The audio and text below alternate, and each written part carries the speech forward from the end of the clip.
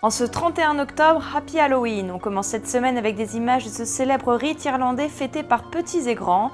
Et oui, à Montréal aussi, les citrouilles sont à l'honneur. Sur les marchés, les balcons ou dans les jardins, les Montréalais s'en donnent à cœur joie, comme dans ce quartier résidentiel à Outremont, ou ce quartier proche du parc du Mont-Royal.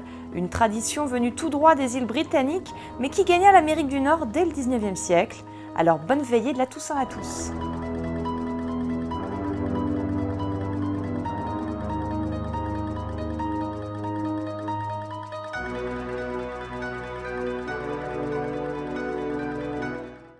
Bonjour, cette semaine, un autre suicide en France dû à des prédateurs sur Internet. Les colères de la météo frappent les deux côtés de l'Atlantique.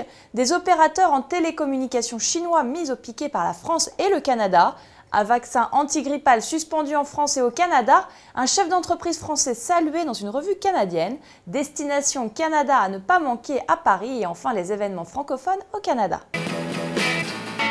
Au Canada, alors qu'une jeune fille de 15 ans harcelée par un internaute depuis 3 ans qui publiait son corps dénudé sur Facebook se suicide il y a quelques jours et suscite une grande émotion. C'est au tour de la France de voir un autre adolescent se donner la mort, toujours à cause d'un chantage sur Internet. Une femme aurait ainsi menacé le jeune homme, brestois d'origine, de publier une vidéo pornographique le concernant si celui-ci ne lui donnait pas 200 €.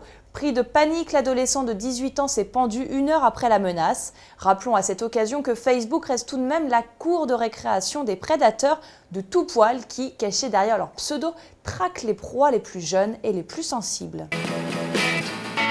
Entre un puissant séisme de magnitude 7,7 survenu à 20h04, 4h04 heure française, dans la région de l'archipel de Haida Gwaii, les ex-îles de la Reine-Charlotte, au large de la côte ouest du Canada, et une tempête dans le sud de la France qui a provoqué neige et vent et privé plus de 50 000 foyers d'électricité, les deux côtés de l'Atlantique auront été la cible des colères de la météo. Militarisation d'Internet ou protectionnisme, là est la question qui se pose au regard des décisions des gouvernements canadiens et français concernant les systèmes Huawei et ZTE, deuxième et cinquième équipementier chinois en télécommunications. La France, suivant l'exemple des États-Unis, a accusé les routeurs Internet de Huawei et ZTE de présenter des failles facilement accessibles pour un cyberpirate. Du côté canadien, Huawei a un laboratoire à Ottawa qui emploie quelques centaines de personnes. Le gouvernement canadien a ainsi l'intention, à l'image de la France, de recommander qu'on cesse d'acheter de l'équipement provenant de sociétés chinoises pour les télécommunications nationales. Tout comme au Canada, la France, suivant l'exemple de la Suisse, de l'Italie et de l'Autriche, a décidé de suspendre par précaution la distribution de lots de vaccins contre la grippe saisonnière agrippale de Novartis à la suite du constat d'impureté dans ces pays européens. La société MedTech, créée en 2002 et spécialisée dans l'assistance robotique à la chirurgie, fête en grande pompe ses 10 ans. Son créateur, un Français, Bertin Naoum, vient de décrocher un titre honorifique et pas des moindres dans le classement des 10 entrepreneurs high-tech les plus révolutionnaires de la revue canadienne Discovery Series.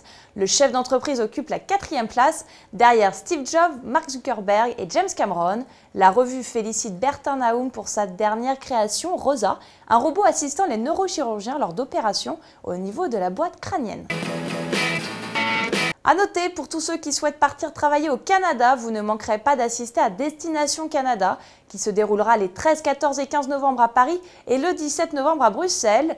Louise Van Finkel, responsable du service immigration à l'ambassade du Canada en France, nous explique la teneur de cet événement. Alors pour la 9e édition, nous organisons Destination Canada Forum Emploi. C'est un projet de l'ambassade du Canada avec les services publics de l'emploi en France et en Belgique. Et donc ça aura lieu pendant 3 jours à Paris, une journée à Bruxelles, la semaine du 13 novembre, 13, 14, 15 à Paris et le 17 à Bruxelles. Le mode d'emploi est assez simple, il faut aller sur le site de l'événement et s'inscrire, poser sa candidature avec un CV bien fait au format canadien. On vous explique tout sur le site. Et ensuite, une sélection est faite parce que des employeurs canadiens vont aussi afficher des postes.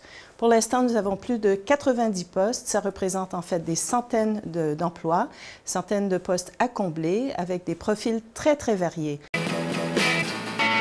Avant de nous quitter, les événements à ne pas manquer si vous êtes francophone et que vous résidez au Canada. À Vancouver, le 6 novembre à 20 h, la face cachée de la Lune, mise en scène par Robert Lepage, à découvrir au Gold Cup Center for the Arts. Pour plus d'informations sur le sujet, www.theculture.com.